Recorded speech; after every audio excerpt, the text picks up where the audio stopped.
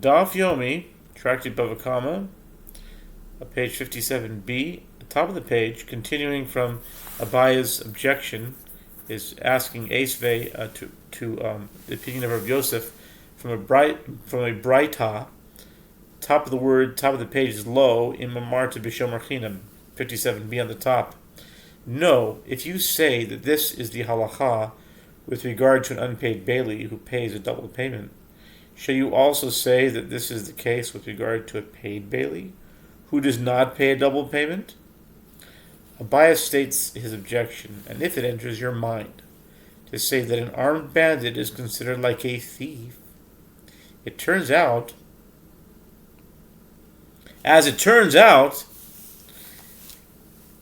that there is a case where a paid bailee pays a double payment, and it is when he states the claim that the deposit was taken by an armed bandit. Rav Yosef said to him, "This is what the Braita is saying.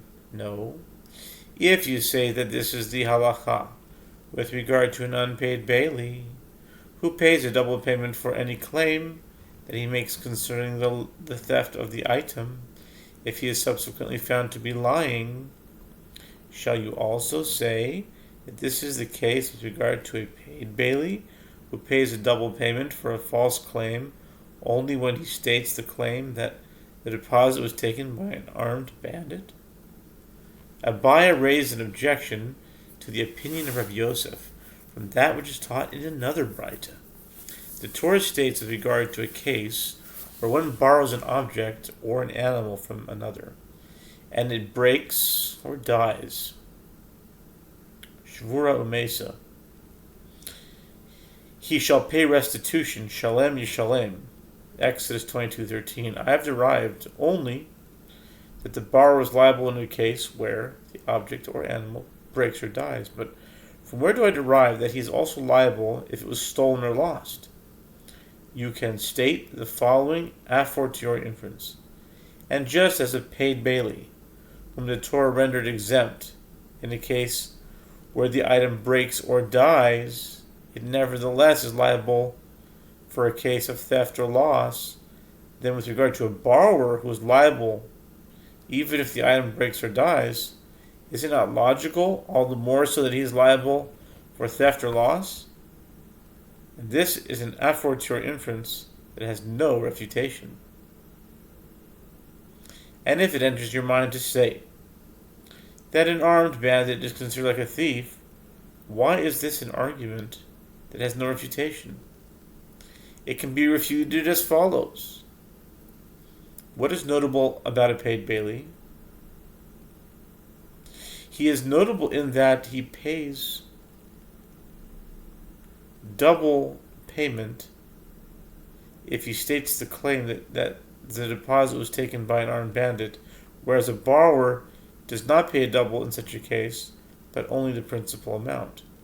Rav Yosef said to him, this Tana holds that the requirement of a borrower to pay the principal without having the option to exempt himself by taking an oath is stricter than the requirement of a paid bailee to pay double payment when claiming that it was stolen by an armed bandit. And this obligation is in effect only where he took an oath. Therefore, this double payment pertaining to a paid bailee cannot be used as a refutation of the a fortiori inference. The Gemara asks, let us say that the following Braita supports Rav Yosef's opinion in the case of one who rents a cow from another and it is stolen, and this renter says, I will pay for it, and I am not taking an oath that the cow is stolen. Since I do not wish to take an oath and afterwards the thief is found, the thief pays double the payment to the renter and not to the owner. The Gemara notes the sages who sought to use that Braita to support Rav Yosef's opinion assumed that the Braita is in accordance with the opinion of Rabbi Yehuda, who says a renter is like a paid bailee and is liable for theft or loss. But from the fact that it teaches, and he said, I will pay for it, and I am not taking an oath that the cow was stolen, one can learn by inference that if the renter wants, he can exempt himself from payment by taking an oath. The Gemara clarifies, What are the circumstances? Is it not a case where the renter states a claim that the item was taken by an armed bandit, in which case, as a paid bailee, he does not bear liability?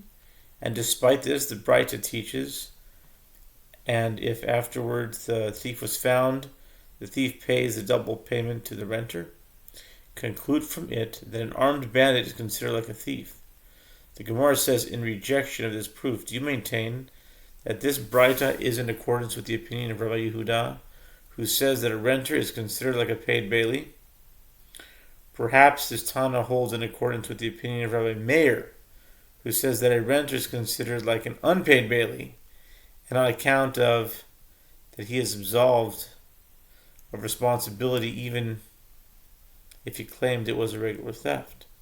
Alternatively, if you wish, say that the Braita is referring to an unarmed bandit and is in accordance with the opinion of Rabba bar Avu, who reversed the opinions and teaches as follows. How does a renter pay?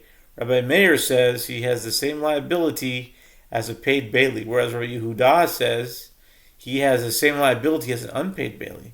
Therefore, even if this Braita is in accordance with the opinion of Rabbi Yehuda, it does not provide support for Yosef's opinion. Rabbi Zera said, even without reversing the opinions, it is possible to explain that the Braita does not provide support for Rav Yosef's opinion by saying as follows. What are we dealing with here? We are dealing with a case where the renter states the claim that the deposit was taken by an armed bandit, and so he could have absolved himself by taking an oath. But afterward it is found that it was stolen by an unarmed bandit. On account of this, the bandit pays the double payment to the renter. No conclusive proof is brought as to whether one who found a lost item has the status of a paid or unpaid bailee. The Mishnah teaches if the animal fell into a garden and derives benefit, the owner pays for the benefit that it derives. Rav says this is referring to a case where the vegetables softened the impact of striking the ground, and the owner pays for this benefit of the animal being saved from injury. The Gemara comments, this statement of Rav indicates that the owner pays only for what occurred while the animal landed. But if the animal then ate from the garden, the owner is not required to pay, even for the benefit the animal derives. Shall we say that Rav conforms to his standard line of reasoning? As Rav says that in a case where one placed his produce in the courtyard of another without permission, and the animal belonging to the owner of the courtyard ate the produce and was sickened thereby, the owner of the produce is not liable, as he can claim the animal should not have eaten it. Similarly, here the owner of the animal can say, this animal fell through no fault of mine, so it is not my fault that it ate. The sages of the Gemara say, how can these cases be compared? One could say that Rav said there that the animal should not have eaten the produce. This claim is relevant where the animal itself was injured by eating another's produce, because the owner of the produce can say, I will not pay, because the animal should not have eaten. This is a claim to exempt the owner of the produce from paying the owner of the animal. Did Rav say that when the animal causes damage to another's produce, the owner can exempt himself from paying the owner of the produce by stating this claim? Ella, rather,